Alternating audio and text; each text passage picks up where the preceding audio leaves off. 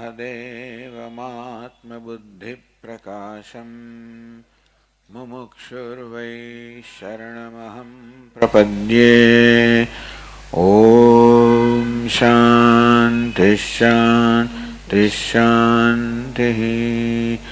ॐ नमो ब्रह्मादिभ्यो ब्रह्मविद्यासम्प्रदायकर्तृभ्यो वंशर्षिभ्यो महद्भ्यो नमो गुरुभ्यः। सर्वोपप्लवरहितः प्रज्ञानघनः प्रत्यगर्थो ब्रह्मैवाहमस्मि ब्रह्मैवाहमस्मि। ॐ नारायणं पद्मभवं वसिष्ठं शक्तिं च तत्पुत्रपराशरं च व्यासं शुकं गौडपदं महान्तं गोविन्दयोगीन्द्रमथास्य शिष्यं श्रीशङ्कराचार्यमथास्य पद्मपादं च हस्तामलकं च शिष्यं तन्तोटकं वार्तिककारमन्यान् अस्मद्गुरून् सन्ततमानतोऽस्मि। श्रुतिस्मृतिपुराणानाम् आलयं करुणालयं नमामि भगवत्पादं शङ्करं लोकशङ्करं शङ्करं शङ्कराचार्यं केशवं बादरायणं सूत्रभाष्यकृतौ वन्दे भगवन्तौ पुनः पुनः। ईश्वरो गुरुरात्मेति मूर्तिभेदविभागिने व्योमवद्व्याप्तदेहाय दक्षिणामूर्तये नमः। ॐ पार्थाय प्रतिबोधितां भगवता नारायणेन स्वयं व्यासेन ग्रथितां पुराणमुनिना मध्ये महाभारतम् अद्वैतामृतवर्षिणीं भगवतीम् अष्टादशाध्यायिनीम् अम्ब त्वामनुसन्दधामि भगवद्गीते भवद्वेषिणीम्। यं ब्रह्मा वरुणेन्द्ररुद्रमरुतः स्तुन्वन्ति दिव्यैस्तवैः वेदैः साङ्गपदक्रमोपनिषदैः गायन्ति यं सामगाः ध्यानावस्थिततद्गतेन मनसा पश्यन्ति यं योगिनः यस्यान्तन्न विदुःसुरासुरगणाः देवाय तस्मै नमः। पहला 4 श्लोक बोलो। श्री भगवानुवाच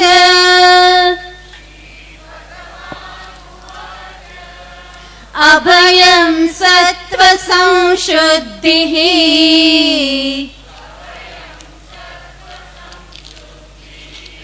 ज्ञानयोगव्यवस्थितिः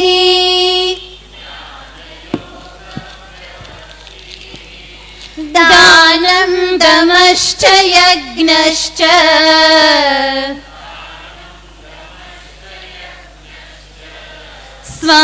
स्वाध्यायस्तप आर्जवम्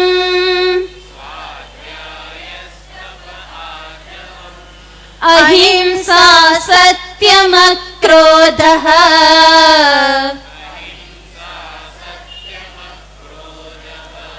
त्यागः शान्तिरपैशुनम्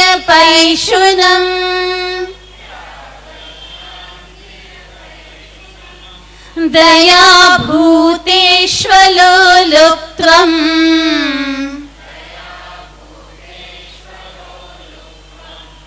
मार्दवम् ह्रीरचापलम्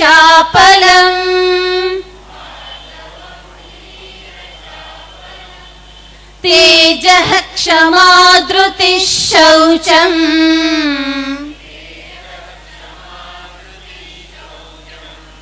अद्रोहो नातिमानिता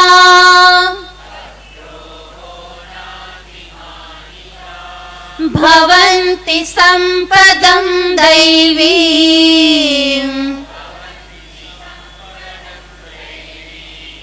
अभिजातस्य भारत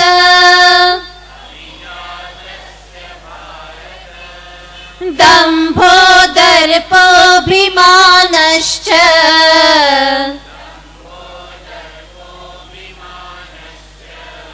क्रोधः पारुष्यमेव च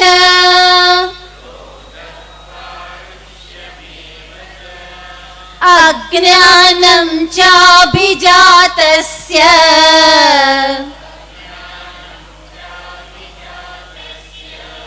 पार्थ सम्पदमासुरीम्।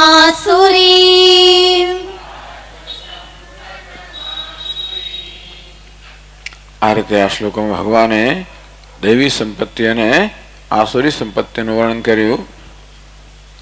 ગઈકાલે આપણે ક્ષમાની વાત કરી. તેજ ક્ષમા, તો ક્ષમા એટલે માફ કરવું. એથી આગળ વધીને અન્ય વ્યક્તિના દોષોનો, એ વ્યક્તિની ત્રુટિઓનો સ્વીકાર કરવો. ક્યારેક ક્યારેક ક્ષમાને આપણે બરોબર ન સમજતા હોય એવું બને. કોઈ આપણું અપમાન કર્યું હોય, આપણી લાગણી દુભાવી હોય, અંતો પણ આપણે કડવો ઘૂંટડો ગળી જઈએ. ક્યારેક એને ક્ષમા કહેવામાં આવતી હોય છે કે સ્વામી મેં ક્ષમા કરી દીધી, મેં કશું સામે કહ્યું નહીં. પરંતુ એવા સંજોગોમાં આપણા મનમાં તો ઘવાયાની લાગણી જન્મતી હોય છે, ક્યારેક મનમાં રોષ જન્મતો હોય છે. આપણે ભલે બહારથી પ્રતિકાર ન કરીએ પણ અંદરથી પેલી હર્ટ, ઘવાયાની લાગણી જન્મે, રોષ જન્મે, તો એને ક્ષમા નહીં કહેવાય. માત્ર સહન કરી લેવું, બહારથી પ્રતિકાર ન કરવો, એ જ માત્ર ક્ષમા નથી. કારણ કે એમ કરવાને કારણે મનની અંદર જો રોષ રહી જતો હોય, દ્વેષ ઉત્પન્ન થતો હોય, આપણી લાગણી ઘવાતી હોય, તો એનો અર્થ એ થયો કે હજી આપણું મન સ્વસ્થ નથી. દૈવી સંપત્તિનો અર્થ છે કે મનમાં પ્રસન્નતા હોય. એટલે ક્ષમા તો બહુ મોટી વસ્તુ છે, પ્રસન્નતાપૂર્વક સ્વીકાર. બાકી તો આપણે ઘણી ક્ષમા કરતા હોઈએ છીએ. પેલો દીકરો જાત જાતના ધંધા કરીને આવ્યો હોય તો એ બાપ કે માં એને ક્ષમા કરે. આ ક્ષમા તો સ્નેહ આસક્તિમાંથી જન્મેલી ક્ષમા છે. આપણો સાહેબ જાહેરમાં આપણું અપમાન કરે અને તોય કશું આપણે બોલીએ નહીં, સામે પ્રતિકાર ન દાખવીએ, આ ક્ષમા નથી. મનમાં તો આપણને એના પ્રત્યેક રોષ જન્મેલો જ છે. હા, એટલે ઘણી વાર ભયને કારણે આપણે કશું બોલી શકતા નથી. તો મનમાં ભય હોય અને ન બોલી શકીએ, આસક્તિ હોય અને ન બોલીએ.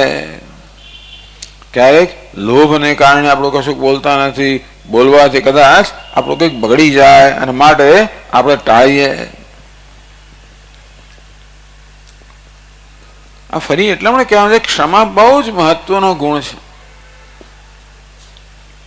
ગઈકાલે વાત કરી તે પ્રમાણે આપણે સતત સંબંધથી જોડાયેલા હોઈએ છીએ. દરેક સંજોગોમાં આપણો કશાક ને કશાક સાથે સંબંધ હોય જ, કોઈ વ્યક્તિ સાથે હોય મોટે ભાગે. અને દરેક સંબંધની અંદર આ ક્ષમાની આવશ્યકતા છે. તો જ આપણો સંબંધ છે એ સંબંધ આપણને સુખદાયક બને.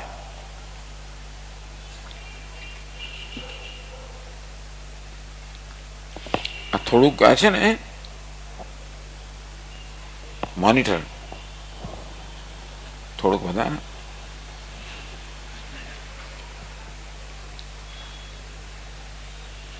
એવું કહેવાય છે કે આપણું મોટા ભાગનું સુખ તો સંબંધમાંથી જ આવતો હોય છે. જે બધું સુખ આપણે અનુભવતા હોઈએ છીએ એમાંથી 80% સુખ તો આપણને લોકો સાથેના સંબંધમાંથી પ્રાપ્ત થતું હોય, જો આપણો સંબંધ સ્વસ્થ હોય તો. બાકી ખાવા પીવામાંથી, સિનેમા જોવામાંથી, બીજા બધા મનોરંજનમાંથી જે બધું સુખ મળે છે એ તો માંડ 20% જેટલું સુખ હશે. મોટાભાગનું સુખ તો સંબંધમાંથી, એટલે આવા સ્વસ્થ સંબંધમાંથી આવતું હોય છે. એટલે જીવનમાં આપણને જે બધા સંબંધો આપવામાં આવ્યા છે એની કિંમત આપણે સમજવી જોઈએ. પિતા પુત્ર વચ્ચેનો સંબંધ, પતિ પત્નીનો સંબંધ, ભાઈ બહેનનો સંબંધ, માતા સંતાનનો સંબંધ, સાહેબને એના આસિસ્ટન્ટનો સંબંધ, આપણા મિત્રો સાથેનો સંબંધ, સહકાર્યકરો સાથેનો સંબંધ, અરે નોકર સાથેનો સંબંધ, પડોશી સાથેનો સંબંધ, આ દરેક સંબંધ આપણા માટે આનંદનું કારણ બની શકે જો સંબંધમાં પ્રસન્નતાથી સ્વીકાર હોય, ક્ષમા હોય તો. એટલા ક્ષમાના ગુણને જરા સારી રીતે સમજવાની જરૂર છે. સતી એ બી સામર્થ્ય. કોઈએ આપણી લાગણી દુભાવી હોય, કોઈએ આપણા પર અપકાર કર્યો હોય, કોઈ આપણું બગાડ્યું હોય, અપમાન કર્યું હોય, અને તેથી આપણને ગુસ્સે થવાની તક, ગુસ્સે થઈ શકીએ, ગુસ્સે થવાનું આપણે કાયદેસર છે. ગુસ્સે થાવે જ ને સ્વામી, આવું કરે થાય. એટલે ક્રોધ કરવાનો પ્રસંગ છે. ટૂંકમાં આવા સંજોગોમાં આપણે ગુસ્સો કરીએ તો એ કદાચ એને લોકો ખોટો નાખે. એટલે કે એ સંજોગોમાં બીજાનો પ્રતિકાર કરવાનું આપણામાં સામર્થ્ય છે, અને છતાંય પ્રતિકાર નથી કરતા. ક્ષમા વીરસ્ય ભૂષણમ. આ ક્ષમા છે એ વીર પુરુષનું ભૂષણ છે, એ કોઈ નબળી વ્યક્તિનું ભૂષણ નથી. એટલે નબળાઈમાંથી નહીં, પરંતુ શક્તિમાંથી, સામર્થ્યમાંથી ક્ષમા જન્મવી જોઈએ. આપણામાં સામે પ્રતિકાર કરવાની શક્તિ છે, એનો પ્રસંગ પણ છે, અને છતાં આપણે પ્રતિકાર ન કરીએ, કારણ કે આપણને મૂલ્ય છે કે હું પ્રતિકાર ન કરું. આમ ક્ષમાની અંદર સામેની વ્યક્તિ જે છે ને એને સમજવાની બહુ જ જરૂર છે. આપણે આ વસ્તુ ધ્યાનમાં રાખીએ કે દરેક વ્યક્તિ અંદરથી તો ખરેખર સારી છે. સારાપણું એ દરેકનો મૂળભૂત સ્વભાવ છે. સામેની વ્યક્તિમાં આપણને ક્રોધ દેખાય, લોભ દેખાય, ઈર્ષ્યા દેખાય, આવા બધા આપણને દુર્ગુણો દેખાય. કેવો માણસ છે, જો ને સ્વામીજી કેવું બોલે છે, જો ને કેટલો આ દ્વેષ કરે છે, કેટલી ઈર્ષ્યા કરે છે, કેવો લોભી છે, આ બધું જણાય તો પણ આપણો તિરસ્કાર ના જન્મે, રોષ ના જન્મે. ક્યારે ના જન્મે? આપણે જયારે જાણીએ કે આ ઈર્ષ્યા છે, આ લોભ છે, ક્રોધ છે, એ વ્યક્તિનો મૂળભૂત સ્વભાવ નથી, એ તો એમાં આગંતુક છે. ટૂંકો માણસ બહારથી આવી રીતે અસુર જેવું વર્તન કરતો હોય તો પણ અંદરથી તો એ સુર છે, દેવ છે. અમારા સ્વામીજી કે વ્યક્તિના વર્તનને નહીં, વ્યક્તિના સ્વભાવને ધ્યાનમાં રાખીને વર્તાવ કરવો જોઈએ. વર્તન ગમે તો આપણને અયોગ્ય લાગતું હોય, પરંતુ વ્યક્તિનું સ્વરૂપ, સ્વભાવ કેવા છે, આમ જોયું તો આપણે વ્યક્તિને ક્ષમા કરી શકીશું. એના પ્રત્યે સહાનુભૂતિ જન્મશે. સહાનુભૂતિ જન્મે તો ક્ષમા કરી શકાય. આમ ક્ષમા મહાપુરુષોનો, સંત લોકોનો હંમેશા ગુણ છે, અથવા તો દરેકે આ ગુણને કેળવવાનો સક્રિય પ્રયાસ કરવો જોઈએ. આ ક્ષમાનો પ્રસંગ ક્યારે આવે? જ્યારે જ્યારે આપણા મનમાં રોષ હોય ત્યારે. એવું છે ને કે આપણા ઉછેર દરમિયાન આપણને કદાચ ઘણા બધા કડવા અનુભવોથી પસાર થયા હોઈએ. આવું પશ્ચિમના દેશોમાં ખૂબ બનતું હોય છે કે મા તરફથી અન્યાય થયો હોય, પિતા તરફથી અન્યાય, એ બાળકને લાગે અન્યાય, મા અન્યાય કરતી હોય કે ના કરતી હોય, પણ બાળકને એમ લાગે કે મા જેવું પક્ષપાત કરે છે. જો મારા પિતાજી પક્ષપાત કરે છે, મારા કાકા હોય, મામા હોય, દાદા હોય, પડોશી હોય, શિક્ષક હોય, આ બધા મહત્વની વ્યક્તિઓ જે છે, ક્યારેક આપણને એવું આપણા ઉછેર દરમિયાન બાળકની દ્રષ્ટિએ એમ લાગતું હોય કે આ વ્યક્તિ તરફથી અન્યાય થયો છે, મારું અપમાન થયું છે વગેરે. તો એ વ્યક્તિઓ પ્રત્યે આપણા મનની અંદર એક રોષ ભરેલો હોય છે. આપણે કારણ કે આ વસ્તુનો નિકાલ થયો નથી હોતો. બાળકને વિચારને શું સમજ પડે કે પોતાની લાગણીને કેવી રીતે નિવૃત્ત કરવી, અને તેથી આવી લાગણીઓ બધી જમા થયેલી હોય, રોષ મનમાં જમા થયેલો હોય.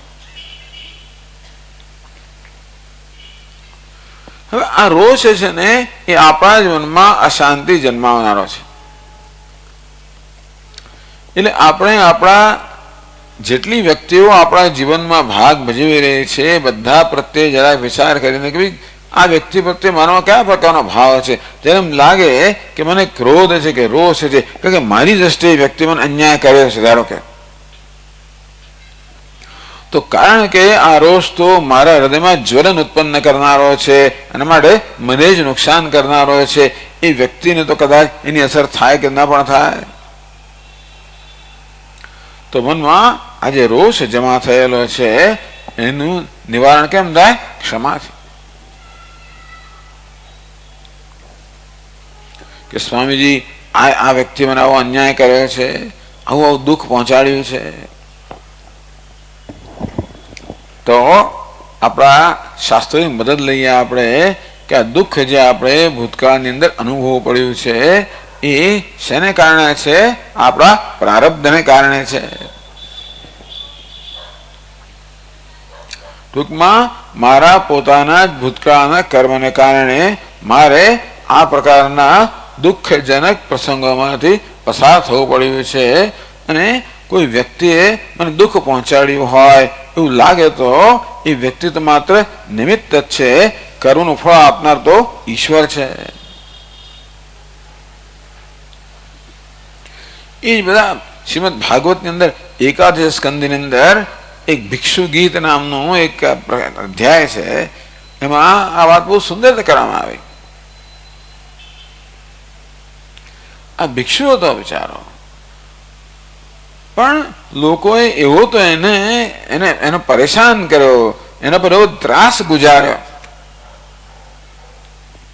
ત્યારે ભિક્ષુ મનમાં શું કે ખબર છે કે આ તો મને મારા પોતાના જ કર્મનું ફળ મળી રહ્યું છે, આ બધા લોકો તો માત્ર નિમિત્ત જ છે. કારણ કે ધારો કે આપણા પ્રારબ્ધમાં દુઃખ સહન કરવાનું હોય અને કોના પ્રારબ્ધમાં ના હોય? સુખ દુઃખ મનમાં આણીએ ઘટ સાથે રે ઘડિયા, ટાળ્યા તે કોઈના નવ ટળે રઘુનાથના જડિયા. ટૂંકમાં દરેકના જીવનમાં આ સુખ દુઃખ તો આવવાનું જ છે. તો મને દુઃખ થાય માટે કંઈક સંજોગો તો ઉભા થવા જ પડે ને, તો જ મને દુઃખનો અનુભવ થાય ને. એ સંજોગો ઉભા ક્યારે થાય? કોઈ વ્યક્તિ કશું કરે ત્યારે. તો એ વ્યક્તિએ કશું કર્યું છે કે વ્યક્તિને એમ કરવાની પ્રેરણા મળી છે, પેલો ઉપર બેઠો પ્રેરણા આપતો હોય છે.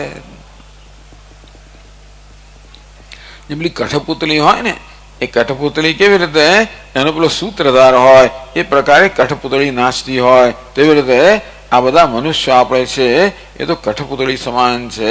સૂત્રધાર તો ઈશ્વર છે અને કર્મ પ્રમાણે એ સૂત્ર એ કઠપુતળીને નચાવતો હોય છે.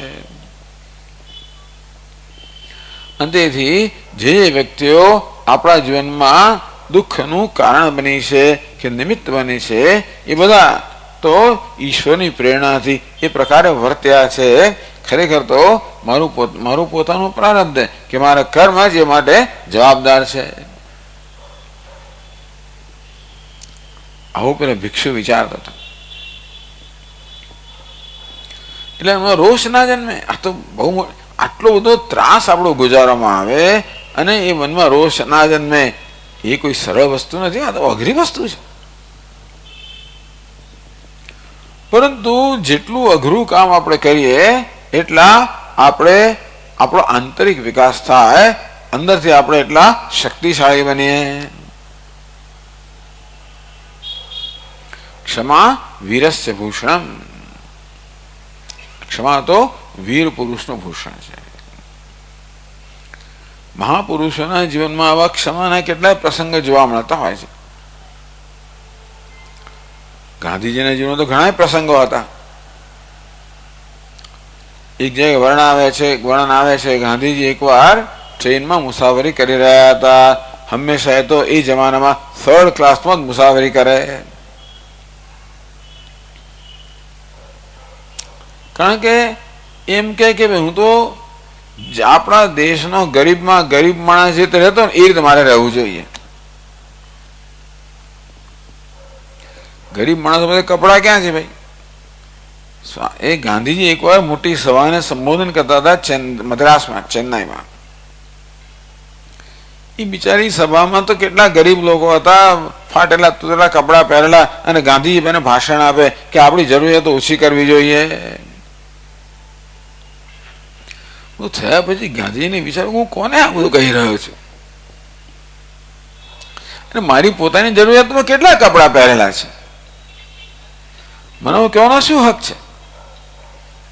એને પછી મદુરાઈમાં બીજી સભા થઈ ત્યારે ગાંધીજી માત્ર કચ્છ જ પહેરેલો હતો. એવા એટલે ભલે બ્રિટિશ સરકાર કહે કે અમે તમારે બધી વ્યવસ્થા કરશું, તમે 1st ક્લાસમાં મુસાફરી કરો, તો કે નહીં, 3rd ક્લાસમાં મુસાફરી કરે. અને કેવા બધા લોકો બિચારા હોય એ મુસાફરી સાથે કરતા હોય. તો એકવાર મુસાફરી કરતા હશે ત્યારે સામેની બર્થ પર એક ગામડિયો માણસ બિચારો બેઠેલો હશે. એને બહુ શરદી થઈ હશે, એટલે પેલો મનમાં મોંમાં કફ આવે, ગળફો આવે, તરત થૂંકે. ત્યાં આપણે ત્યાં શું, આ તો આપણી કોઈ જાતની એવી કેળવણી તો હોતી નથી. ત્યાં ડબ્બામાં બેઠો, ત્યાં થૂંક્યા. બધા બેઠેલા છે. ગાંધીજી તે વખતે છાપું વાંચી રહ્યા હતા. એમણે છાપાનો એક ટુકડો આમ ફાડીને પેલું સાફ કરીને બહાર ફેંકી દીધું. ત્યારે પેલાને વળી વધારે રોષ ચડ્યો કે આ વળી તો બીજો ખળગણ, બીજો ફરી વાર પાછો ગળફો કાઢ્યો. કશું જ બોલ્યા વગર ગાંધીજીએ ફરી પાછો બીજો છાપાનો ટુકડો ફાડીને પાછું સાફ કરીને ફેંકી દીધું. કેટલી વાર પેલા એ કર્યું, અને કોઈ પણ પ્રકારના પ્રત્યાઘાત વગર કે પ્રતિકાર વગર કોઈ સલાહ વલા આપી નહીં ગાંધીજીએ. આમ તો થતું હોય એવું કશું કહ્યું જ નહીં. દરેક વખતે એ સાફ કરતા ગયા. છેવટે ગોરખપુર સ્ટેશન આવ્યું. સેંકડો લોકો ગાંધીને સ્વાગત કરવા માટે આવેલા. ગાંધી બાપુ કી જય. એટલે સાંભળ્યું ત્યારે કોની સાથે વ્યવહાર એને કર્યો હતો?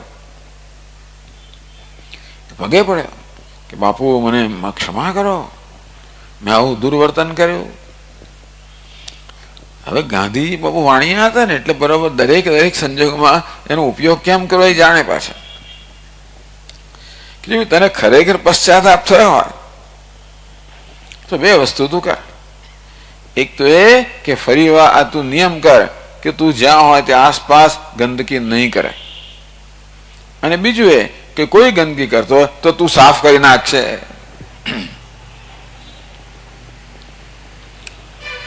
આમ કેવી રીતે ભગવાન કહે છે ભગવદ્ ગીતામાં, યદ્યદાચરતિ શ્રેષ્ઠ તત્તદેવેતરો જનઃ.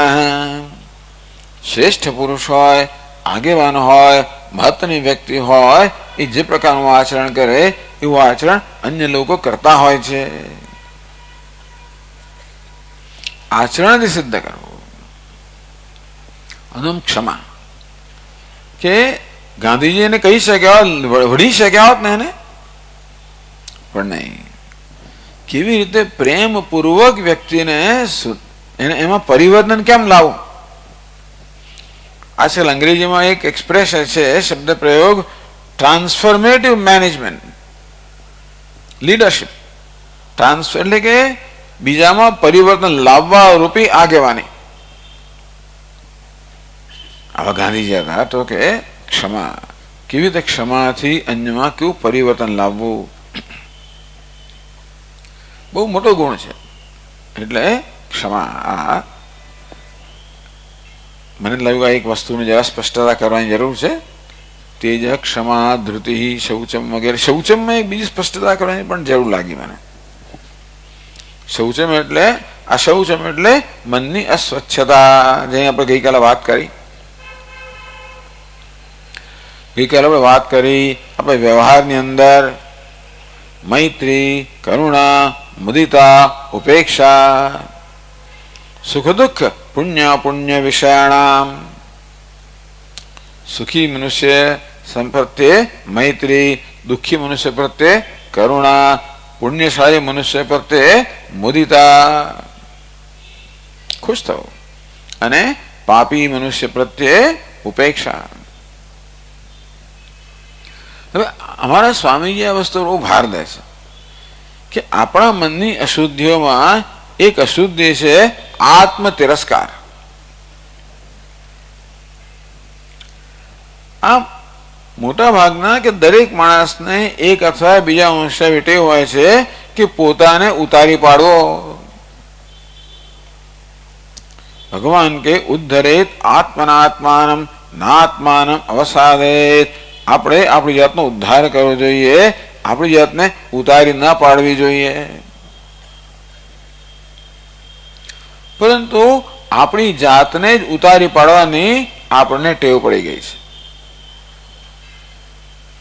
એવું કેમ કરતા હોઈશું?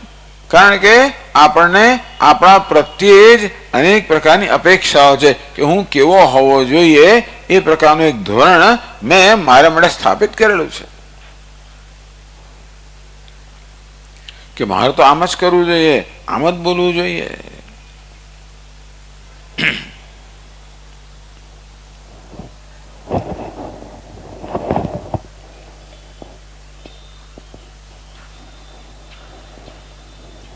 બસ સરખી કરો,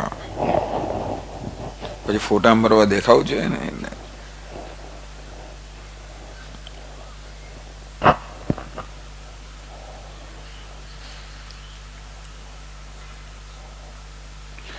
તો આ પ્રકારે આપણને આપણી પોતાની પાસેથી જ અનેક પ્રકારની અપેક્ષાઓ હોય છે. મેં મારા માટે જ એક ધોરણ બનાવેલું હોય છે કે મારે આ પ્રકારના હોવું જોઈએ. હું તો હંમેશા સાચો જ હોવો જોઈએ, સફળ હોવો જોઈએ, સાચું જ બોલવું જોઈએ, પ્રામાણિક હોવો જોઈએ, વગેરે વગેરે. આવી આપણી અપેક્ષાઓ આપણી પાસેથી હોય છે અને આપણે સતત આપનું પોતાનું મૂલ્યાંકન કર્યા કરતા હોઈએ છીએ. કારણ કે આપણામાં સેલ્ફ કોન્શિયસનેસ છે, આત્મસભાનતા છે, અને માટે આપણે આપણી જાતથી સદા સભાન હોઈએ છીએ. આપણા મનમાં કેવી વૃત્તિઓ, કેવા વિચારો, કેવા ઈરાદાઓ જન્મતા હોય છે, એને તો સભાન હોઉં છું. અને વારંવાર મારી વૃત્તિઓ પ્રત્યે, ઈરાદાઓ પ્રત્યે કે પછી મારી અસરકારકતા પ્રત્યે, કાર્યશીલતા પ્રત્યે, બધા પ્રત્યે મને બહુ અસંતોષ કે જો મારે આવું નહોતું બોલવું જોઈએ હતું, આવું નહોતું કરવું જોઈએ હતું, આમ કરવું જોઈતું હતું, વગેરે વગેરે. આમ જેમ પેલી ક્રિકેટની કોમેન્ટ્રી ચાલતી હોય તેવી રીતે મારા મનનો એક અંશ સતત મારા પોતાના વિશે કોમેન્ટ્રી કર્યા જ કરતો હોય છે. આમ દરેક પોતાની જાત પર ઓછા વધતા પ્રમાણમાં દોષારોપણ કરતું હોય છે. દોષનું આરોપણ કરવું આપણો સ્વભાવ છે. ઘણા લોકો બીજા પર દોષનું આરોપણ કરે, કેટલાક લોકો પોતાના પર દોષારોપણ કર્યા કરે. બસ આ મારે કારણે જ થયું, હું જ જવાબદાર છું. ત્યાં ઝાડ પડે તો મારે કારણે, કોઈક રીતે પોતાની જાતને અંદર જોડી જ દે. આમ પોતાના ઉપર દોષારોપણ કરવાને કારણે ધીમે ધીમે આપણામાં એક પ્રકારની નિરાશા જન્મતી હોય, નાસીપાસ્તા જન્મતી હોય, ડિપ્રેશન જન્મતું હોય. તો જે નિરાશા, નાસીપાસ્તા, ડિપ્રેશન વગેરે આપણે જન્મતું હોય છે એનું મુખ્ય કારણ શું છે? આપણે સતત પોતાની જાતને ઉતારી પાડતા હોઈએ, હલકી પાડતા હોઈએ, આપણા પોતાના પર દોષારોપણ કર્યા કરતા હોઈએ. અને અધૂરામ પૂરું લોકો તો આપણા પર દોષારોપણ કરતા જ હોય, લોકો તો કરે જ, પણ તદુપરાંત આપણે આપણી જાત પર કરતા હોઈએ છીએ. આ પણ એક અશુદ્ધિ છે, મહાન અશુદ્ધિ છે.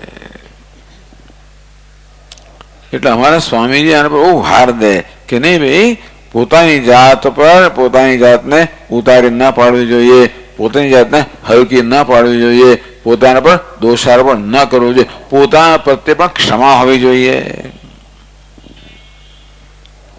જેમ બીજા પ્રત્યે ક્ષમા હોય તેમ પોતાના પ્રત્યે પણ આપણે ક્ષમાશીલ હોવું જોઈએ, પોતાને બીજાનો સ્વીકાર કરવો જોઈએ તેમ પોતાનો પણ સ્વીકાર કરવો જોઈએ.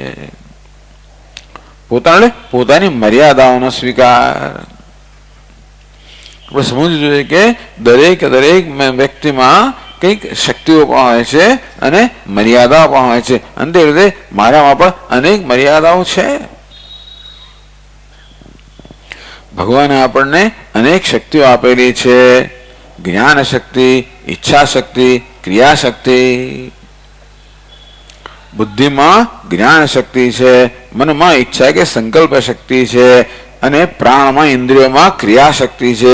એવી શક્તિઓ ભગવાને પણ આપેલી છે, પરંતુ એ બધી શક્તિઓ મર્યાદિત છે. જ્યારે મારી પાસે શું અપેક્ષા છે? મારામાં કોઈ મર્યાદા ન હોવી જોઈએ. ટૂંકમાં આપણે જે છે એના કરતા અત્યંત વિરુદ્ધ પ્રકારની આપણી પાસેથી અપેક્ષા હોય છે. હું હંમેશા સફળ જ હોવો જોઈએ, સાચો જ હોવો જોઈએ, અને જે નિષ્ફળ નીવડું મારી દ્રષ્ટિએ ત્યારે મારી જાતને હું તિરસ્કારતો હોઉં છું. તો પોતાનો સ્વીકાર એટલે પોતાની મર્યાદાઓનો સ્વીકાર. કે મારામાં જ્ઞાન છે, ભગવાન તો જ્ઞાન શક્તિ છે, પણ જ્ઞાન શક્તિ મર્યાદિત છે, તેથી મારું જ્ઞાન મર્યાદિત છે. હું સર્વજ્ઞ નથી, સર્વ જાણનારો નથી, અને માટે બધું ન જાણતો બને. તેથી કઈ કામ કરતા પહેલા આપણે અંદાજ બાંધીએ, અંદાજ ખોટો પણ હોય, આપણી ધારણા પ્રમાણે ન પણ થાય. આપણે પોતાનું જ પરફોર્મન્સ આપણે ધાર્યા પ્રમાણે ન હોય એવું બને, તો આપણે શું? હું નિષ્ફળ નીવડ્યો. અમારા સ્વામીજી કહે કે તું નિષ્ફળ નથી નીવડ્યો, તારી ધારણા નિષ્ફળ નીવડી છે. બે જુદી વસ્તુ છે. આપણી ધારણા નિષ્ફળ નીવડી એક વસ્તુ છે, અને હું નિષ્ફળ નીવડ્યો બીજી વસ્તુ છે. જો તમને સમજ પડે તો, હું નિષ્ફળ નીવડ્યો એટલે મારા પર નિષ્ફળતાનો અધ્યારોપ કર્યું. ખરેખર તો નિષ્ફળ કોણ છે? મારી ધારણા, મારી જ્ઞાન, મારી સમજ નિષ્ફળ નીવડી, એ પૂરતી નથી. તો ભલે ને મારી સમજ અપૂરતી છે એટલે હું અપૂરતો છે એવી જાતનો અધ્યારોપ કરવાની જરૂર નથી. કર્મ કર્યું, કર્મ ફળ મળ્યું, ધારો કે નિષ્ફળતા મળી તો કર્મ નિષ્ફળ ગયો, હું નિષ્ફળ ગયો છે એવું નથી. કર્મ નિષ્ફળ ગયું એક વસ્તુ છે, હું નિષ્ફળ ગયો બીજી વસ્તુ છે. જ્યાં આપણે એમ કહીએ કે કર્મ નિષ્ફળ ગયું ત્યાં સુધી વાંધો નથી. એ કર્મ નિષ્ફળ ગયું છે, વાત સાચી છે. મેં ધાર્યું તો એ ના થયું, મારી ધારણા પૂરી નથી, એ વાત બરોબર છે. આમને બદલે આમ કર્યું તો સારું થાત, એ પણ બધું બરોબર છે. પરંતુ હું નિષ્ફળ ગયો, આ હું પર થયેલો અધ્યારોપ છે. આપણે આપણી જાત પર અધ્યારોપ કરીને આપણી જાતને ઉતારી પાડતા હોય કે હું નિષ્ફળ થઈ ગયો, કર્મ નિષ્ફળ ગયું, મારી અપેક્ષા નિષ્ફળ ગઈ, ધારણા નિષ્ફળ ગઈ. જાય કે હું પણ મર્યાદિત છું. હંમેશા મારી ધારણા સાચી જ હોય, મેં કરેલું કર્મ સફળ જ હોય, એવી જાતની અપેક્ષા મારી પાસે રાખવી એ વધારે પડતું છે. આપણે આપણી પોતાની જાત પરથી વધારે પડતી અપેક્ષાઓ રાખીએ છીએ. એટલે અપેક્ષા ન જ રાખવી એવું નથી કહેવા માંગતો. આપણો સુધારો ન કરવો એવું પણ કહેવાનો ઈરાદો નથી. આપણામાં જે કંઈ ત્રુટિ હોય, મર્યાદા હોય, એને દૂર કરવા આપણે જરૂર સક્રિય પ્રયત્ન કરીએ, એની ના નહીં.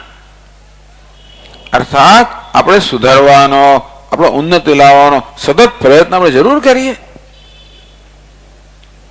આપણે જાણીએ છીએ કે ગમે તેટલો પ્રયત્ન કરીએ તો પણ આપણે આપણી અપેક્ષા પ્રમાણે કદાચ પરિવર્તન આપણે ન લાવી શકીએ. એટલી ઝડપથી આપણે બધું તરત જોઈતું હોય છે. એટલે ધીરજની જરૂર છે. પોતાના પ્રત્યે આવી ક્ષમાની જરૂર છે. કેવી એટલે ક્ષમા એટલે પોતાની મર્યાદાઓનો પણ પ્રેમપૂર્વક સ્વીકાર. કારણ કે હું મર્યાદિત છું અને માટે મારા પોતાના તિરસ્કારને પાત્ર છું એ બરોબર નથી. ભગવાને બધાને મર્યાદિત ઘડેલા છે. હું પણ ઘડાયેલો છું, મને પણ મર્યાદિત ઘડેલો છે. માટે મર્યાદિત હુંનો પણ પ્રેમથી સ્વીકાર.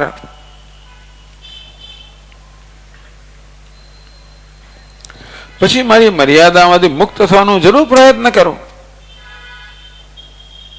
પણ હું મર્યાદિત છું માટે મારા અસ્વીકારને પાત્ર નથી. મર્યાદિત હુંનો પણ સ્વીકાર.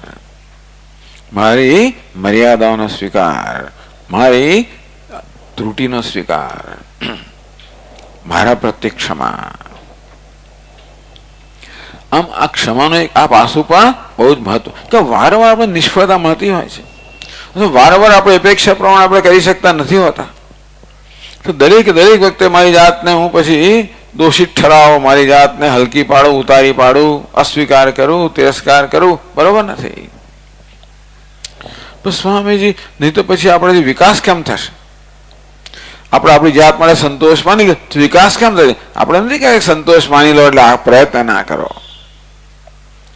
આપણો સ્વીકાર પણ કરીએ અને જોડે આપણે આપણામાં સુધારો કરવાનો, આપણી ઉન્નતિ કરવાનો પ્રયત્ન પણ કરીએ.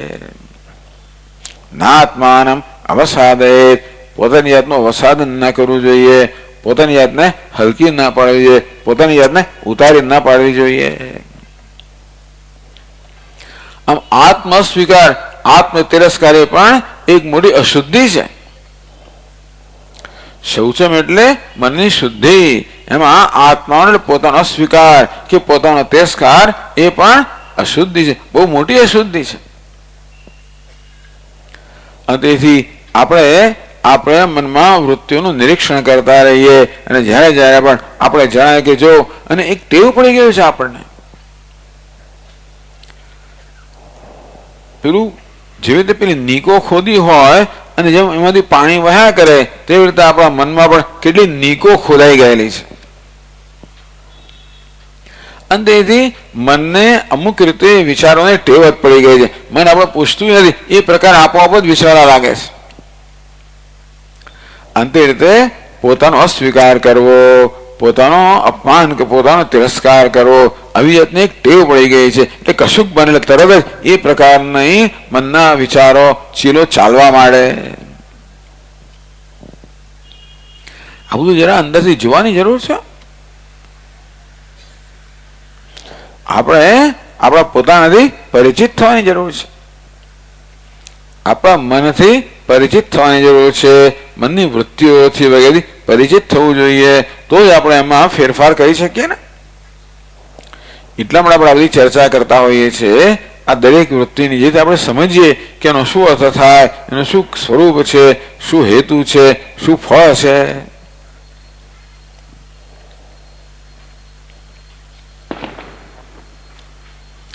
તો આત્મા સ્વીકાર એક બહુ જ મોટી વસ્તુ છે. તો જો હું મારી જાતનો સ્વીકાર કરીશ તો પછી બીજાનો સ્વીકાર કરવાની મારામાં ઉદારતા આવશે. ભગવાન તો આને જ જીવનની મહાન સફળતા કહે છે. પોતાનો સંપૂર્ણપણે સ્વીકાર, એનું નામ છે મોક્ષ. આ મુક્ત મહાપુરુષનું વર્ણન ભગવાન કરે છે બીજા અધ્યાયમાં. આત્મન્યેવાત્મના તુષ્ટ આત્મનીવ આત્મના તુષ્ટ સ્થિત પ્રજ્ઞસ્તદોચ્યતે. ક્યારે આ વ્યક્તિ સ્થિત પ્રજ્ઞ કહેવાય? જ્યારે એને પોતાનાથી સંપૂર્ણ સંતોષ છે. એમને માનો કે સ્થિત પ્રજ્ઞા બધી ભાષાઓ આવડતો, આ બધું આવડતું એવું કશું નથી, નિયમ નથી. એનામાં એની ઉપાધિમાં તો મર્યાદા હોવાની જ. એ ભૂલ કરે એનાથી પણ ભૂલ થઈ જાય, ખોટું થઈ જાય. ઉપાધિના સ્તરે તો સર્વત્ર મર્યાદા રહેલી છે, કારણ કે ભગવાને ઉપાધિને મર્યાદિત બનાવી છે. આ દેહને મર્યાદિત બનાવ્યો છે, ઇન્દ્રિયોને મર્યાદિત બનાવી છે, મનને મર્યાદિત બનાવ્યું છે, બુદ્ધિને મર્યાદિત બનાવ્યું છે. અને તેથી આ બધા પ્રકારની મર્યાદાઓ તો આ જ્ઞાની મહાપુરુષોમાં પણ હોય. તો સ્વામીજી એને પોતાને સંપૂર્ણ સંતોષ કેમ થાય? કારણ કે એને અંતર ઉત્પન્ન કર્યું છે. આ મર્યાદાઓ ક્યાં છે? ઉપાધિમાં છે, હુંમાં નથી. આ જ્ઞાન છે. અને અંતર ઉત્પન્ન કરવું. શેનું અંતર? આ જ્ઞાનનું અંતર. અમારા સ્વામીજી કે જો ભાઈ દરેક સંજોગોમાં આપણે કોઈનો કોઈ વેશ ભજવતા હોઈએ છીએ, જેની આપણે આગળ વાત કરી. તો અભિનેતા હોય એ પોતે તો અત્યંત ધનવાન છે, એ ભિખારીનો વેશ ભજવતો હોય, પણ એને અંદરથી સભાનતા છે કે હું તો ધનવાન છું, અભિનેતા છું. આ ભીખ માંગવી તો વેશનો ધર્મ છે. અને આ રીતે મનમાં એક અંતર હોય છે. કયું અંતર? જ્ઞાનનું અંતર. બાકી ભિખારીમાં અને અભિનેતામાં કોઈ ભૌતિક અંતર નથી. આ ભિખારીનો હાથ અભિનેતાનો જ હાથ છે, ભિખારીનો કંઠ અભિનેતાનો જ કંઠ છે. આમ દેશમાં કાળમાં કોઈ અંતર નથી. પણ ક્યાં અંતર છે? જ્ઞાનમાં અંતર છે. ભિખારી પણ ક્યાં છે? વેશમાં છે. અને અભિનેતા કોણ છે? હું તો જુદો છું. આ ભિખારી મારા કરતા જુદો, હું ભિખારી કરતા જુદો છું. તો આપણે આવું અંતર કેળવી શકીએ. આપણે પણ આપણી વૃત્તિઓ આપણા મન સાથે અંતર કેળવી શકીએ કે આ બધું તો મનનો સ્વભાવ છે, હું તો એનો સાક્ષી છું, પ્રેક્ષક છું. જેમ સિનેમા જતા હોઈએ તો સિનેમાના પડદા પર ઘણા બધી વસ્તુઓ બનતી હોય, પરંતુ આપણે કોણ છે? પ્રેક્ષક છીએ, એની સાથે જોડાયેલા નથી. તેવી રીતે આ મનરૂપી સિનેમાના પડદામાં બધી બધી વસ્તુઓ બનતી હોય, હું કોણ છું? પ્રેક્ષક છું, દ્રષ્ટા છું, સાક્ષી છું. આ બહુ મોટી વાત છે, જરા વધારે મોટી વાત છે. પણ જ્ઞાની પુરુષને પોતાને સંપૂર્ણ સંતોષ કેમ છે? કારણ કે ઉપાધિની મર્યાદાને પોતાના પર આરોપિત નથી કરતો. આપણે સતત કરીએ છીએ. શરીરની મર્યાદાને મારા પર આરોપિત કરવું અને મને મર્યાદિત માનું, મનની મર્યાદાનો અધ્યારોપ મારા પર કરવું, મને મર્યાદિત માનું, અને પછી મર્યાદિત માંથી પીડાવું પાછું. હું મર્યાદિત છું એનો સ્વીકાર હોત તો વાંધો નથી, એનો સ્વીકાર નથી. મર્યાદાનો આરોપ કરું છું અને પાછો મર્યાદાને સ્વીકારતો નથી. તો શૌચમ આંતરિક સ્વચ્છતા, આત્મા અસ્વીકારનો, આત્મ તિરસ્કારનો અભાવ, એમાંથી પણ મુક્ત થવાનો એક સભાન પ્રયત્ન. એટલે શૌચમમાં આ વસ્તુ પણ જરાક કહેવાની મને જરૂર જણાય. અદ્રોહ, એક આ ભગવાને બે મૂલ્યો કહ્યા, અક્રોધ, અદ્રોહ. અક્રોધ એટલે ક્રોધનો અભાવ, અદ્રોહ એટલે દ્રોહનો અભાવ. તો પ્રશ્ન થયો કે ક્રોધમાં અને દ્રોહમાં શું તફાવત છે? તો જ્યારે વસ્તુ અણગમતી બને અને આપણો ગુસ્સો જાય, આપણે એને ક્રોધ કહીએ, જેની ચર્ચા આપણે પછી કરશું. તો એને કારણે મનમાં બદલો લેવાની વૃત્તિ જન્મે. અહીં બેઠેલા ઓડિયન્સમાં તો આવું ના હોય, પણ ઘણી વાર બે માણસમાં બદલો લેવો જોઈ લઈશ. મારો જો લાભ આવે જયારે મારો જયારે વારો આવશે ને ત્યારે તું મારી પોળમાં આવજે ને તને જોઈ લઈશ. સ્કૂલમાં જઈએ આપણે બીજાની પોળ પસાર થાય ને ત્યારે પેલો આપણે લપડાક મારી જાય, પછી મારી પોળમાં આવજે જોઈ લઈશ, જો કૂતરો કરડાવડે વગેરે વગેરે.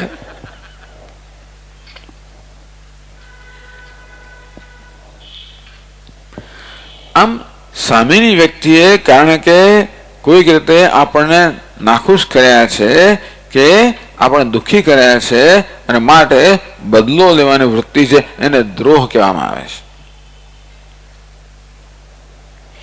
ક્રોધથી પણ એક આંતરિક આ વૃત્તિ છે. ક્રોધ સપાટી પરની વસ્તુ છે, પણ માત્ર ક્રોધ કરીને આપણે અટકી નથી જતા. 15 થી આપણે મનમાં વિચાર કરે, નિર્ણય કરીએ હું એને જોઈ લઈશ, બદલો લેવાની વૃત્તિ, આને કહેવાય દ્રોહ. એટલે અદ્રોહ, બદલો લેવાની વૃત્તિમાંથી મુક્તિ. આ બધું આપણામાં ઓછે વત્તે અંશે હોય છે.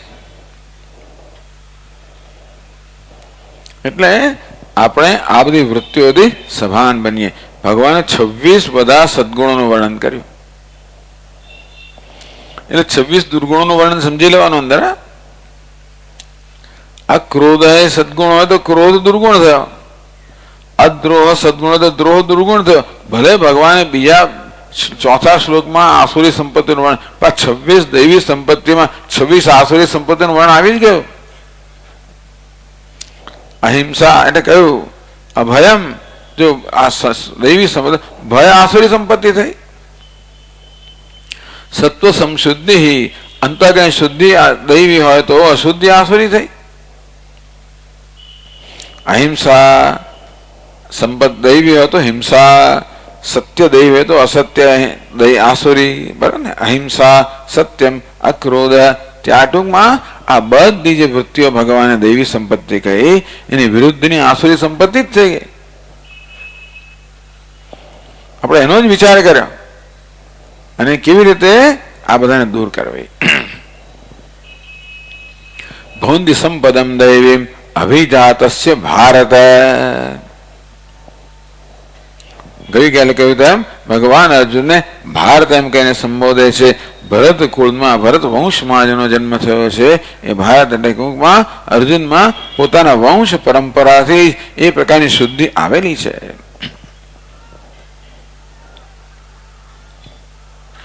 દંભો દર્પોભિમાનશ્ચ ક્રોધ પારુષ્યમેવ ચ અજ્ઞાનમ ચાભિજાતસ્ય પાર્થ સંપદમાસુરી.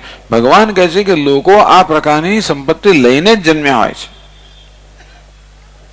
અભિજાતસ્ય ભારત, આપણા પૂર્વ કર્મોના પરિણામે જે પ્રકારના સંસ્કાર કે જે પ્રકારની વૃત્તિઓ, જે પ્રકારની વાસનાઓ લઈને જન્મ્યા છે. અભિજાતસ્ય ભારત એટલે જેના પૂર્વજન્મના ઘણા બધા પુણ્ય હોય એ લોકો આવી દૈવી વૃત્તિઓ લઈને જન્મ્યા હોય છે. જેના પૂર્વમાં ઘણા બધા પાપ હોય, લોકો આવી આસુરી વૃત્તિઓ લઈને જન્મ્યા હોય છે. અને પાપ અને પુણ્યના પરિણામે આપણામાં દૈવી અને આસુરી બંને વૃત્તિઓ હોય છે.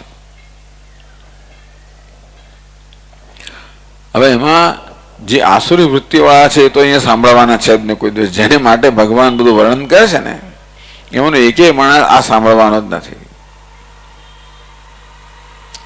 તો શું કામ ભગવાન વર્ણન કરે કે આપણામાં પણ કેટલેક અંશે આ બધું રહેલું છે અને માટે આપણી સમક્ષ વર્ણન થશે. આ પ્રકારે પહેલા 3 શ્લોકમાં ભગવાને દૈવી સંપત્તિનું વર્ણન કર્યું, 4થા શ્લોકમાં આસુરી સંપત્તિનું સંક્ષેપમાં વર્ણન કર્યું. અજ્ઞાનમ ચાભિજાત પાર્થ, ભગવાને બીજું સંબોધન કર્યું પાર્થ. પહેલા કહ્યું ભારત, હવે કહે છે પાર્થ. પછી હવે આગળ કહે છે 5મા શ્લોકમાં દૈવી સંપદ્વિમોક્ષાય. દૈવી સંપદ વિમોક્ષાય નિબંધાય સુરીમતા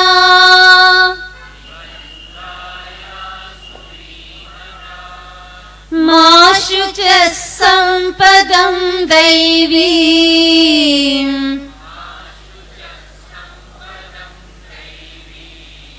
અભિજાતોસી પાંડવ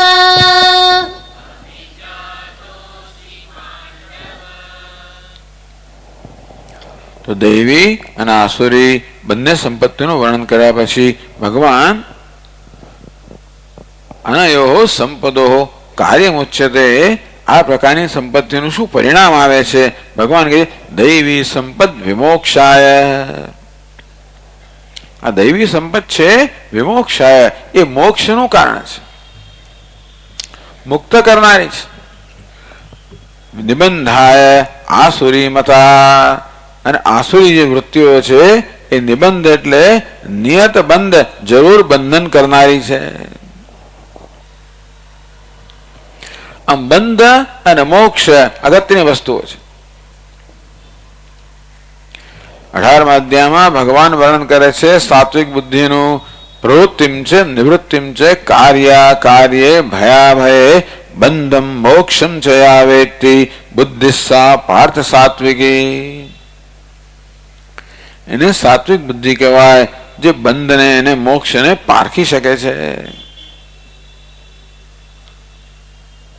તો મોક્ષ એટલે મુક્તિ સ્વતંત્રતા જે આપણને બધાને બહુ પ્રિય છે સ્વતંત્રતા આપણને પ્રિય છે પરતંત્રતા કોઈને પણ ગમતી નથી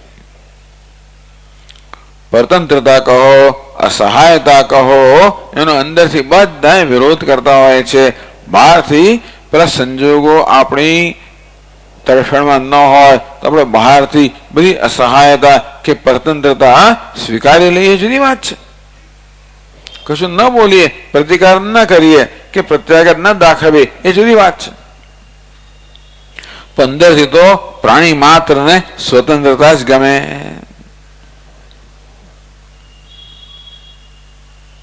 માત્ર એમ એક બકરીની વાત કરી એક બકરી પાળવામાં આવી હતી તો પેલા એ શું કર્યું એના માલિકે કે બકરીને એક લાંબુ દોરડું બાંધેલું જેથી આખા કમ્પાઉન્ડમાં એટલું ફરી શકે એકવાર બકરી તોડીને ભાગી ગઈ તો બધાને આવું જ ગમે તોડીને ભાગી જાવ પેલો પોપટ પૂર્યો હોય એ પણ ઈચ્છા કરે ઉડીને જતો રહું કાકા કારેલકરના જીવનનો એક પ્રસંગ છે ઘરમાં એક પોપટ હતો એને બહુ દુઃખ થયું બાળકને ક્યારે રે આ પોપટ નવું થાય આપણાથી એ બિચારાને બાંધી રાખવાનો બિચારાને આવી રીતે કેદ કરવાનો બીજા બધા પક્ષીઓને ઉડતા જોઈએ કે આને પણ ઉડવું જોઈએ આપણે કેમ બાંધી રાખાય પણ માણસ શું કરતો હોય પોતાના મનોરંજન માટે આવું બધું કરે પણ એ પ્રાણીઓને પણ બંધન નથી ગમતો હા પછી એવું થાય ખરું કે બંધનમાં એટલો લાંબો સમય રહે કે છેવટે બંધન એને અનુકૂળ બની જાય એવું બની શકે પછી તમે કહો તો બહાર ના જાય એટલું ભીરું બની ગયું હોય બિચારો પ્રાણી કે પછી કહો તો બહાર ના જાય એવું થઈ જતું હોય છે મૂળભૂત તો બધાને સ્વતંત્રતા ગમતી હોય પક્ષીને આકાશમાં ઉડવું ગમે પાંજરામાં પુરાય રહેવું ન ગમે પેલા સર્કસમાં પેલા હાથી હોય અને વાઘ હોય અને સિંહ હોય શું એમને એવું ગમતું હોય છે ના ગમે આપણને પણ બંધન ના ગમે પરતંત્ર ના ગમે અસહાયતા ના ગમે કોઈના પર આપણે આધાર રાખવો પડે એ ન ગમે આપણે હંમેશા સ્વતંત્ર થવા ઈચ્છીએ નાનું બાળક પણ હંમેશા દાદાની આંગળી પકડીને ચાલે પણ એની ઈચ્છા શું હોય હું એકલું જવું આગળ જવું આમ બાળપણથી જ સ્વતંત્રતા જે પ્રિય છે એટલા જ મને ગાંધીજી કહ્યું કે સ્વતંત્રતા તો મનુષ્ય માત્રનો અધિકાર છે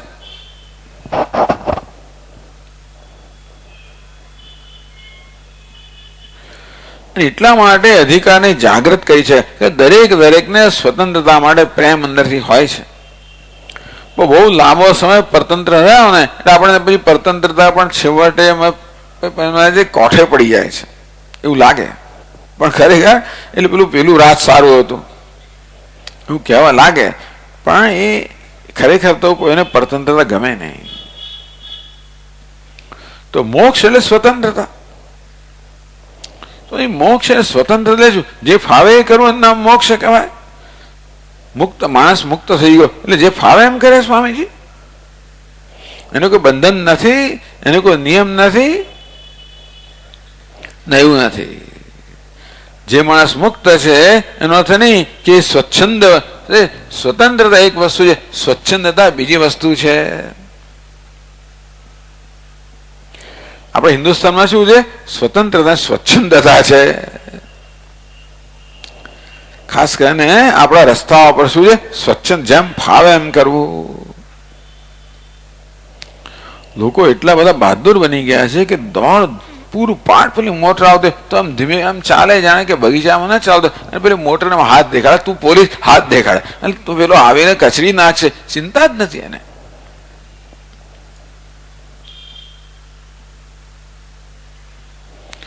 આમ આપણે ત્યાં સ્વચ્છંદતા અને સ્વતંત્રતા માનવામાં આવે છે. એવું નહીં, સ્વચ્છંદતા નહીં, સ્વતંત્રતા. સ્વતંત્રતા એક બહારના વર્તનનું નામ નથી, એ તો આંતરિક સ્થિતિનું નામ છે. એમ ના માનવો કે જે પુરુષ મુક્ત છે એ જેમ ફાવે એમ જેમ ફાવે એમ વર્તન કરે, જેમ ફાવે એમ ચાલે, જેમ ફાવે એમ ખાય, જેમ ફાવે એમ ચલાવે, એવું નથી હોતું. ઉલટું એ માણસ તો બધા નિયમોનું પાલન કરતો જોવામાં આવે. કારણ કે નિયમનું પાલન કરવામાં એને કોઈ બંધન લાગતું નથી. બંધન લાગવું કે ના લાગવું આપણે અંદરની વાત છે. હેલ્મેટ પહેરવો કે ના પહેરવો, જેને એમ લાગતું હોય કે હેલ્મેટ પહેરવો એ બંધન છે તો એ નહીં પહેરે. પણ હેલ્મેટ પહેરવા છતાંય તમને બંધન ન લાગતું હોય ધારો કે તો પહેરવાનો વાંધો નથી, ખરું ને? હેલ્મેટ પહેર્યો માટે તમે બંધાઈ ગયા એવું નથી હોતું. બંધન અંદરની વસ્તુ છે. અંતેથી કેટલાક હું છે ને હેલ્મેટ પહેરું, અને માટે હેલ્મેટ પહેરો એને એમ લાગે પરતંત્રતા છે, કાયદાનું પાલન કરવું એને પરતંત્રતા માને. બીજો એવો છે એને વાંધો નથી આવતો. એટલે વર્તન પરથી આપણે સ્વતંત્રતા કે પરતંત્રતા નક્કી ન કરીએ. એ કેવી છે? આંતરિક વસ્તુ છે. અંદરથી આપણે સ્વતંત્રતા લાગે. એ કેવી માણસ? સ્વામીજી આપણે બધા સ્વતંત્ર છે ને? કોઈ સ્વતંત્ર નથી. બહારથી કદાચ આપણા પર કોઈ રાજ ના કરતો હોય, બહારથી આપણા કોઈ જોર જુલમ ના કરતો હોય, બહારથી કોઈ આપણા ફરજ ના પાડતો હોય, પણ કોણ ફરજ પાડે છે? આપણું અંદરનું જે છે ને એ જ ફરજ પાડે છે. ભગવાન કે ગીતાની અંદર, નહીં કશ્ચિત ક્ષણમપી જાતુ તિષ્ઠત્ય કર્મ કૃત કાર્યતે હ્યવશઃ કર્મ સર્વ પ્રકૃતિર્ગુણૈ. ભગવાન કે માણસ એક ક્ષણ માટે પણ નિષ્ક્રિય બેસી શકતો નથી, શાંતિથી બેસી શકતો નથી. મોટા ભાગના માણસો કાર્યતે અવશ્ય એ માણસને પરવશ બનાવવામાં આવે છે. બહારથી કોઈ પરવશ નથી બનાવતું, અંદરથી જ પરવશ બનાવે છે. અંદર એક અજંપો રહેલો હોય છે. અંદર રાગ દ્વેષ કહો, અસંતોષ કહો, અંદર અજંપો કહો, એ જ વ્યક્તિને પરતંત્ર બનાવે. એને બિચારાને શાંતિથી બેસવા દેતો નથી. એટલે પરતંત્રતા પણ એક આંતરિક વસ્તુ છે. એ પણ કોઈ બહારની સ્થિતિનું વર્ણન નથી. એટલે કે એક માણસ જેલમાં બેઠો હોય અને તોય સ્વતંત્ર હોઈ શકે. આમ તો જેલમાં બેઠો એટલે મોટું પંતરતા જ કહેવાય ને. હાથમાં હાથ કઈ બાંધેલી હોય, પગમાં બધું બાંધેલું દોડા બાંધ, તો પણ એ માણસ સ્વતંત્ર હોઈ શકે જો આંતરિક સ્વતંત્ર હોય તો. અને બીજો માણસ સ્વચ્છંદ વર્તો હોય તો પરતંત્ર હોઈ શકે જો આંતરિક દબાણને વશ થઈને કરતો હોય. આમ મોટા ભાગના મનુષ્યો આંતરિક દબાણને વશ થઈને જ બધું વર્તન કરતા હોય છે. કોણ એના પર દબાણ કરે છે? અંદર ને બોલો અજંપો, અંદરના રાગ દ્વેષ, બધા એના પર દબાણ કરતા હોય છે. આમાં પણ પરતંત્ર કોણ બનાવે છે? આપણા પોતાના જ રાગ દ્વેષ આપણે પરતંત્ર બનાવે છે. અંતેથી આ રાગ દ્વેષ વાળો માણસ ક્યારેય સ્વતંત્ર ના હોઈ શકે. એટલે ગાંધીજી આ પહેલી જ વાત કહી હિન્દુસ્તાનમાં આવ્યા ત્યારે કે ભાઈ આપણને અંગ્રેજોએ પરતંત્ર ગુલામ બનાવ્યા, એનું કારણ આપણે અંદરથી ગુલામ છીએ. અંદરથી આપણે પહેલા માલિક બનવું, સ્વતંત્ર બનવું જોઈએ, અને પછી કોઈની પણ હિંમત નથી કે આપણે પરતંત્ર બનાવી શકે. આ તો પેલા જરાક લોભ લાલચ આપીને ચોકલેટો આપે, આવું ચા આપે, કોફી આપે, એટલું કરી કરીને માણસોને વશમાં કરી લે. એટલે આ બધા પ્રલોભનનો વશ આપણે થઈ જઈએ તો કોઈ પણ આપણે વશમાં કરી શકે ને. દુનિયા આપણા પર રાજ ક્યારે કરી શકે? આપણામાં આવી જાતના પ્રલોભનો હોય, રાગ દ્વેષ હોય, ઈચ્છાઓ હોય, અપેક્ષાઓ હોય, મહત્વાકાંક્ષા હોય, ત્યારે દુનિયા આપણો લાભ લઈ જાય. અને માટે સ્વતંત્રતા એટલે આ રાગ દ્વેષમાંથી મુક્તિ, છેવટે ઈચ્છા અપેક્ષામાંથી મુક્તિ, જરૂરિયાતમાંથી મુક્તિ. એટલા જ ભગવાન આ મુક્ત પુરુષનું વર્ણન કરે છે. પ્રજાતિ યદા કામાન સર્વાન પાર્થ મનોગતાન. હે પાર્થ, હે અર્જુન, જ્યારે મનુષ્ય મનમાં જન્મથી બધી જ કામનાઓથી મુક્ત થઈ જાય છે. વેદાંત જયારે એમ કે કામનાઓથી મુક્તિ, ત્યારે લોકોના મનમાં ઘણી ગેરસમજ જન્મતી હોય કે વેદાંત છે ને એ ઈચ્છાનું વિરોધી છે. આ બધા સ્વામીઓ હંમેશા એક જ ઉપદેશ આપ્યા કરતા, ઈચ્છાને છોડો, ઈચ્છાને છોડો. પણ છોડવાથી ઈચ્છા છૂટે નહીં. જો આપણે છોડી શકતા હોય તો કોઈ રાખે જ નહીં બાજુમાં. રાગ દ્વેષ છોડો, અરે કહેવાથી કઈ છૂટવાના છે? ઈચ્છા આપણે પૂછીને આવતી નથી. એ તો આપણા ઘરમાં આપણે એક બોર્ડ લગાવીએ કે ચોરને અંદર આવવાની મનાઈ છે. ગુજરાત બધા એટલે ચોર નહીં આવે એવું શું છે? એ અમને પૂછીને આવે છે. તો રાગ દ્વેષ મને પૂછીને નથી આવતા, અને તેથી મારામાં હું એમને કાઢી ના શકું. એ ન આવે તો જ કામ થાય. તો માણસ ચોર ક્યાં આવે? ઘરમાં કે દલ્લો ભર્યો હોય ત્યારે. કશું રાખો જ નહીં, કશું હોય જ નહીં તો પેલો આવીને શું કરવાનો હતો? એવું કરવાનું કહેતો નથી, આ તો ખાલી એક દ્રષ્ટાંત જ આપ્યું. આગળ મેં તમને આ કથા કહી હશે કે હું નાનો હતો ને, અમારા ઘરની અંદર રોજ છાપું આવે ને, પિતાજીને છાપું વાંચવાની, એમને રોજ છાપું વાંચવા જોઈએ. છાપું બાંધેલું હતું. પણ અમારે એક પડોશી હતા, એમની એવી ટેવ કે સવારના પરમાં આવી જાય અને કોઈના હાથમાં છાપું આવે એ પહેલા છાપું વાંચવા બેસી પડે અને પોણો કલાક વાંચ કરે. આપણા હાથમાં આવે જ નહીં. ચાનો સમય પહેલા આવી જાય એટલે એક તો ચા પણ આપણે આપવાની અને છાપું તો જાતે લઈ જ લે. કેટલા સમજાય કે ફલાણા ફલાણા ભાઈ, તમે હવે છાપું જરા સવારના ના વાંચો, અમે તમને છાપું આપી છે તમારા ઘરે. ભાઈ સાંભળે જ નહીં ને, એ તો અહીંયા જ વાંચે. શું કરવાનું? જ્યાં છાપું આવે ત્યાં વ્યક્તિ આવવાની જ. એટલે હવે એ શું કરીએ આપણે? છેવટે એક દિવસ એ વ્યક્તિ સવારે આવી, આમ તેમ જરા ખાખા ખોળા કર્યા, ક્યાં છાપું જ નથી. તો છાપું નથી આજે, છાપું જ બંધ કરી દીધું. બે ચાર દિવસ આવે ને પછી આવવાનું બંધ થઈ ગયું. આમ છાપું હોય તો પેલો માણસ આવે. તો ઈચ્છા પણ એવો જ છે, આપણે જરૂર નહીં પણ આવ્યા કરે છે. પેલી આને જેવું જ છે. અણગમતો મહેમાન છે, અણગમતો આગંતુક છે. જ્યાં સુધી મનમાં પ્રલોભન છે, જ્યાં સુધી મનમાં અસંતોષ છે, મનમાં અધૂરપ છે, ઉણપ છે, ત્યાં સુધી ઈચ્છા આવવાની. હું ઈચ્છું કે ન ઈચ્છું, એ તો આવવાની જ.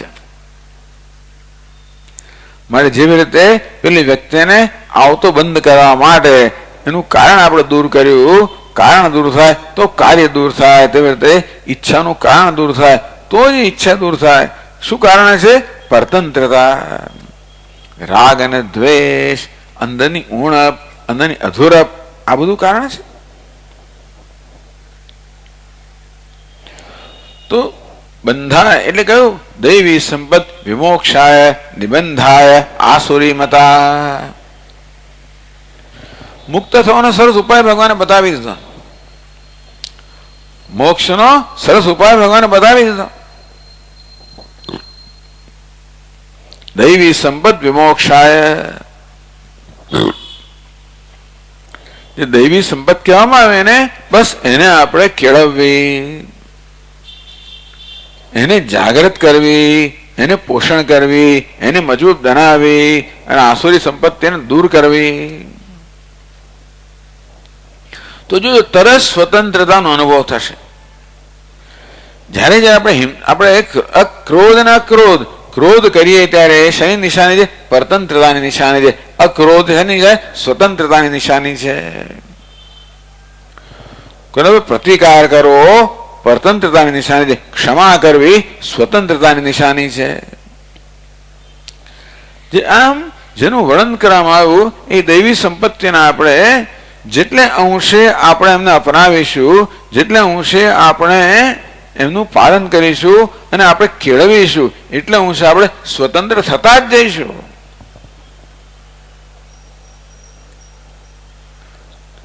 ભલે ને ઘરમાં ગમે તેટલી પરતંત્રતા હોય, સ્વામી ઘરના સંજોગો જેવા છે ને, ઘરના ગમે તે સંજોગો હોય તો માણસ અંદરથી સ્વતંત્ર બની શકે. દૈવી સંપત વિમોક્ષ. મોક્ષ એટલે રાગ અને દ્વેષમાંથી. મોક્ષની બે અવસ્થાઓ કહી શકાય. પહેલી અવસ્થા છે રાગ અને દ્વેષમાંથી મુક્તિ, બીજી અવસ્થા છે અજ્ઞાનમાંથી મુક્તિ. તો દૈવી સંપત્તિ જેમ જેમ કેળવવામાં આવે, જેમ જેમ વિકાસ થાય, તેમ તેમ આપણે રાગ દ્વેષ રૂપી પરતંત્રથી મુક્ત થતા જઈએ. આ તો અનુભવ કરવાનો જ વિષય છે. જે ક્ષણ આપણે ક્ષમા દાખવીએ એ જ ક્ષણથી પ્રસન્નતાનો અનુભવ થાય. જે ક્ષણે આપણા ક્રોધને કાબુમાં રાખીએ અને વ્યક્ત ન થવા દઈએ એ જ ક્ષણે આપણને અંદરથી સંતોષનો અનુભવ થાય કે મેં સારું કર્યું. તો મને મારા પોતાના માટે જ આનંદ થાય કે જો મેં કેવું કર્યું. ટૂંકમાં જ્યારે જ્યારે મૂલ્યોનું પાલન કરીએ ત્યારે આપણને આપણા વિશે જ એક ગૌરવ જન્મશે. ઘમંડ નહીં, ગૌરવ. આપણા વિશે સંતોષ. પેલું આપણે કહ્યું ને કે પોતાની જાતને હલકી પાડવાથી, ઉતારી પાડવાથી મુક્ત થવું જોઈએ. એ ક્યારે થવા છે? જ્યારે આપણે સારું કરીશું ત્યારે આપોઆપ જ અંદરથી આપણને આપણા વિશે સારું લાગશે. આપણે બધા પ્રલોભન છે એ પ્રલોભન ઉપર ઉઠીને સાચું બોલીએ, ભલે ગમે તે એનું દુઃખ સહન કરવું પડે, સાચું બોલીએ તો અંદરથી આપણને આપણા વિશે એક માનની લાગણી થશે કે મેં કે બરોબર સન્માનની વસ્તુ કરી. કદાચ પ્રલોભનથી પ્રેરાને હું જુઠ્ઠું બોલું, અપ્રામાણિક બનું તો કદાચ હું કંઈક ભૌતિક લાભ ભલે લઈ જાઉં, પરંતુ મારી પોતાની નજરમાં હું હલકો પડી જાઉં છું. આ બીજામાં હલકો પાડે એ મહત્વનું નથી, હું જ મારી જાતને હલકો ના પાડું એ મહત્વનું છે.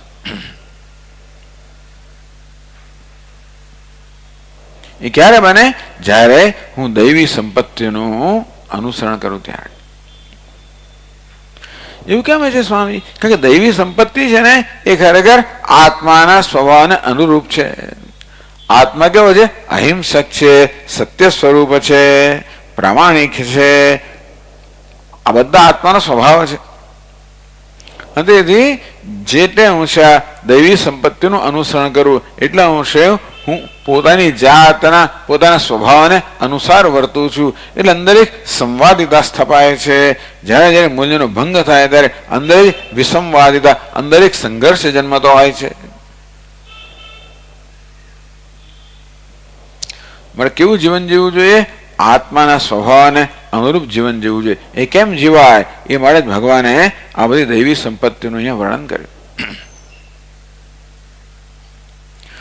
તો કેમ આત્મા સ્વીકાર થતો જાય? કેમ પોતાના માટે જ આપણા સંતોષ જન્મતો જાય? પોતાના માટે એક માન થતું જાય, પોતાના માટે એક સન્માન જન્મે, ગૌરવ જન્મે, આત્મસંતોષ જન્મે. એનું નામ સ્વતંત્રતા.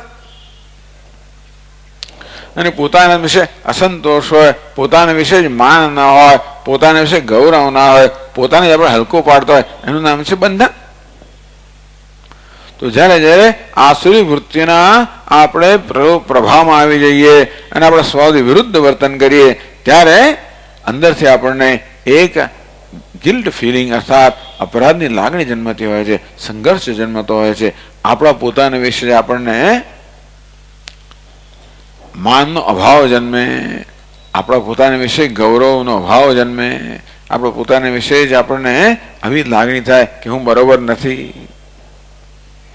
દૈવી સંપદ વિમોક્ષાય નિબંધાય આસુરીમતા.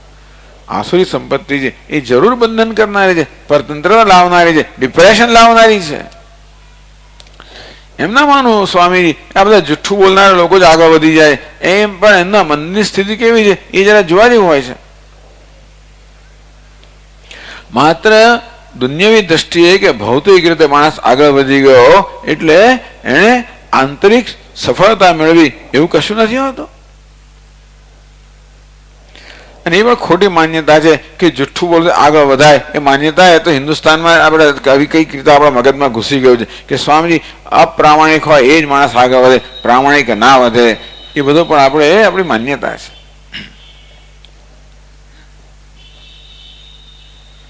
પરંતુ જ્યારે જ્યારે મૂલ્યનો ભોગ આપીએ ત્યારે અંદર સંઘર્ષ જન્મે, અંદર અંતેથી દુઃખ જન્મે, શોક જન્મે, વિષાદ જન્મે, ડિપ્રેશન જન્મે. પછી એમને મુક્ત થવા મળે મારે જાત જાતના વ્યસનોનો આશ્રય લેવો પડે. બહારની વસ્તુનો આશ્રય લેવો પડે. સિનેમા જોવા જોઈએ, ટીવી જોઈએ, જાત જાતની પછી આપણે શું થઈ જાય, આવી લત લાગી જાય. કારણ કે અંદર મજા નથી ને, એટલે કોઈક રીતે બહારનું મારે આવી જાતનો આલંબન લેવું જ પડે. એથી આગળ વધીને ચાથી આગળ વધીને બીડીમાંથી સિગરેટ પેલું ને એમ કરતા કરતા આ બધા કેમ વ્યસનો શાને મળે છે? અંદર માણસને અસંતોષ છે, અંદરથી દુઃખ છે, વિષાદ છે. અર્જુન બહુ નસીબદાર છે કે એનો વિષાદ ભગવાનની સમક્ષ બહાર પડ્યો અને માટે વિષાદ ભગવાન મુક્ત કર્યો. નિબંધાય આસુરીમતા. આવું બધું વર્ણન કર્યું. બીજો અર્જુન નર્વસ થઈ ગયો. આપણે યાર આ વર્ણન વાંચતા આપણને કે આપણું જ વર્ણન થઈ રહ્યું છે. ઘણી વાર આ 16મો અધ્યાય સામે બહુ લોકો નર્વસ થઈ જતા હોય છે. બધું કાલથી વર્ણન આવશે ને આપણને કે આપણું જ વર્ણન થઈ રહ્યું છે સ્વામીજી આ તો. એટલે અર્જુનને કદાચ લાગ્યું હશે, એના ચહેરા પરથી ભગવાનને લાગ્યું હશે કે અર્જુનના મનમાં થાય છે કે ભગવાન હું કેવો છું ત્યારે. એટલે ભગવાન એને આશ્વાસન માં શુચ, શોક ના કરીશ. ભગવાન 2 વખત આ શબ્દ પ્રયોગ માં શુચ ગીતામાં 2 વાર આવે છે. પહેલી વાર અહીંયા આવ્યું માં શુચ, બીજી વાર ક્યાં આવે છે? 18 અધ્યાયના 66મા શ્લોકની અંદર અહંત્વા સર્વપાપેભ્ય મોક્ષયિષ્યામિ માં શુચ. માં શુચ શોક ના કરીશ એ 2 સંદર્ભમાં એનો પ્રયોગ થયો. અહીંયા આગળ સાધનના સંદર્ભમાં પ્રયોગ થયો, આ મૂલ્યના સંદર્ભમાં, દૈવી સંપત્તિના સંદર્ભમાં થયો કે સાધનના વિષયમાં અર્જુન તું શોક ના કરીશ. અને ત્યાં 18મા અધ્યાયના 66મા શ્લોકમાં સાધ્યના અર્થમાં, મોક્ષના અર્થની અંદર કહેવામાં આવ્યું એમાં તું શોક ના કરીશ. કેટલો નસીબદાર છે. શંકરાચાર્ય મહારાજ કહે કે જેને સાક્ષાત ભગવાન સાથે સંવાદ કરવાની તક મળે એના જેવું નસીબદાર કોણ હોય? માં શું છે? એટલે અર્જુનના મુખ પરના કદાચ ભાવો જોઈને ભગવાનને લાગ્યું હશે એવું કહે છે અહીંયા શંકરાચાર્ય મહારાજ. એવं મુક્ત અર્જુનસ્ય અંતર્ગતમ ભાવમ किम हम आसुर संपद युक्त है किम वा दैवी संपद युक्त है। अर्जुन ने थई इच्छा जाणवानी कि हूँ भगवान आसुरी संपत्ति धरावुं छुं के दैवी संपत्ति धरावुं छुं। એટલે ભગવાને માં સૂચે હે શોકમ માં કારશે હી અર્જુન તું જરા પણ શોક ન કરીશ. કેમ? સંપદમ દૈવીમ અભિજાતોસી પાંડવ. હે પાંડવ તું તો આ દૈવી સંપત્તિને ઉદ્દેશીને જન્મેલો છે. ટૂંકમાં તારામાં દૈવી સંપત્તિના બધા સંસ્કારો છે, પણ તું શોક ના કરીશ. આ તારી તને તો ખાલી તારી જાણ માટે કહેવામાં આવે છે. અહીંયા ભગવાને પાંડવ કહ્યું. મહાત્માઓ કહે કે જો ભગવાને 3 સંબોધન કર્યા, ભારત, પાર્થ અને પાંડવ. ભારત એટલે ભરત કુળમાં જન્મેલો, પાર્થ એટલે પૃથાનો પુત્ર, કુંતીનો પુત્ર, પાંડવ એટલે પાંડવનો પુત્ર. આ માતા તરફથી, પિતા તરફથી, કુળ તરફથી બધી રીતે અર્જુન કેવો છે? શુદ્ધ છે, પવિત્ર છે, સમર્થ છે. માં શું છે? તું અર્જુન જરાય શોક ના કરીશ. સંપદમ દૈવીમ અભિજાતોસી પાંડવ. તું તો દૈવી સંપત્તિને ઉદ્દેશને જન્મેલો છે, મારે તું શોક ના કરીશ. આ રીતે ભગવાન અર્જુનને આશ્વાસન આપે છે. એને હવે તે મનમાં ધારણા બંધાવે તો તું ચિંતા ના કરીશ. ઓમ ઓમ પૂર્ણમદ પૂર્ણમિદમ પૂર્ણાત પૂર્ણમુદચ્યતે પૂર્ણસ્ય પૂર્ણમાદાય પૂર્ણમેવાવશિષ્યતે. ઓમ શાંતિ શાંતિ શાંતિ. હરિ ઓમ. શ્રી ગુરુભ્યો નમઃ. હરિ ઓમ.